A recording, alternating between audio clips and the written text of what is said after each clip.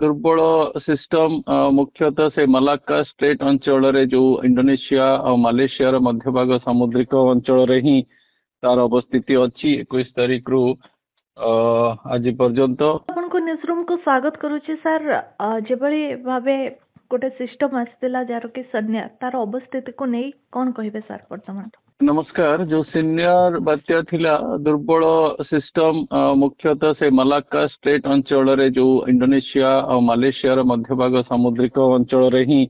तार अवस्थिति अच्छी 21 तारीख रु आज पर्यंत। मुख्यतः से आमर जो दक्षिण थाईलैंड उत्तर इंडोनेशिया ये अंचल रे प्रभाव दौची। वर्षार प्रभावटा मुख्यतः रहुची से सिस्टम रु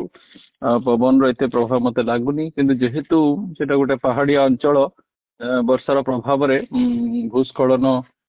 फ्लैश फ्लड बन्या ए प्रकार परिस्थिति उपजाई पारे किंतु मुख्यतः प्रभावित अंचलटा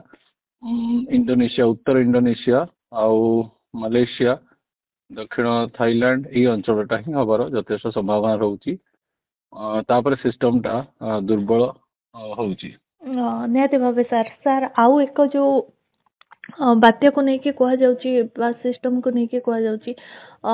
से संपर्क रे तमिलनाडु सिस्टम विषय रे कौन कहिबे सर? वर्तमान जो नेक्स्ट सिस्टम हमर तमिलनाडु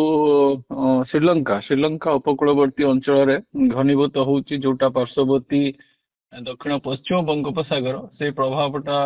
धीरे धीरे घनीभूतर वर्तमान जो संगठन प्रक्रिया चली किंतु जेहेतु तल भाग बहुत पखापाखि अंचल अच्छी तेणु श्रीलंका प्रभावटा दौची वर्षार भी पवन री किंतु घनीभूत करने संघर्ष करुच्ची। मुख्यतः मत बर्तमान लगुच आपणकर जो श्रीलंका पार्श्ववर्ती जो समुद्र अच्छी दक्षिण पश्चिम बंगोपसागर आउ तत्सलग्न जो आमर अच्छी दक्षिण केंद्रीय पश्चिम बंगोपसागर से अंचल ही मुख्यतः तार जो घनीभूतर प्रक्रिया टिके चली पारे जेहेतु उत्तर पश्चिम वायुर प्रभाव वर्तमान बहुत अच्छी आउ सिस्टम टा दुर्बल अच्छी तेणु उत्तर दिग को उठा कि बहुत कष्टकर हो सहित भी से उत्तर पूर्व आड़े म्यांमार कि बांग्लादेश आड़े जाई पारुनी तेणु मुख्यतः तार जो स्थल भाग रे भारतीय भूखंड रे भी हम उत्तर तमिलनाडु दक्षिण आंध्र प्रदेश कि केंद्रीय आंध्र प्रदेश से अंचल मुख्यतः लगुच से प्रभाव रे आपणकर तमिलनाडु आंध्र प्रदेश मुख्यतः प्रभावित हो पारती सहित जेहेतु आर्द्रतापूर्ण वायु नहीं कि आसब आर्द्रतापूर्ण आउ टिके उषुम पूर्व वायु सहित सिस्टम आसब वर्तमान आमर उत्तर पश्चिम दिगरु प्रबल मात्रा ठंडा और शुष्क वायुर प्रभाव चली ओडिशा और केंद्रीय भारत अंचल तेणु ये दुटा वायुर जो मिश्रण हम किछिटा बादल मध्य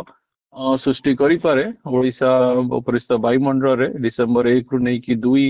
भितर तापर मुख्यतः 2 परे परे सिस्टमटार जो अवशिष्ट अंश जो बादल अंश सी भी सरीजीव तापरे लगुच पुणी उत्तर पश्चिम वायुर प्रभाव बर्तमान जो चली किसी समय कि दुर्बल हम ये सिस्टम रो स्थल भाग रे प्रवेश रु तेणु शीत टिके माइल्डली कमी जाई पारे 1-2 आड़े पुणी ये सिस्टम टा क्लीयर आउट हो 2-3 आड़ को पुणी मत लगुच शीतर प्रभावटा बढ़ी पारे। अर्थात आपण कहउचंती 1-2 बेल को शीतर प्रभावटा बढ़िबो किंतु चलित वर्ष आपण जति कहिबा अधिक शीत अनुभूत हेबो ना पूर्व वर्ष जेमती थिला से अनुपात टिके बेसी हो? नहीं 1-2 आड़ को शीतर प्रभाव कमिबो कारण वर्तमान शीतर प्रभावटा टिके अधिक अछि कारण उत्तर पश्चिम वायु त्वरान्वित भाव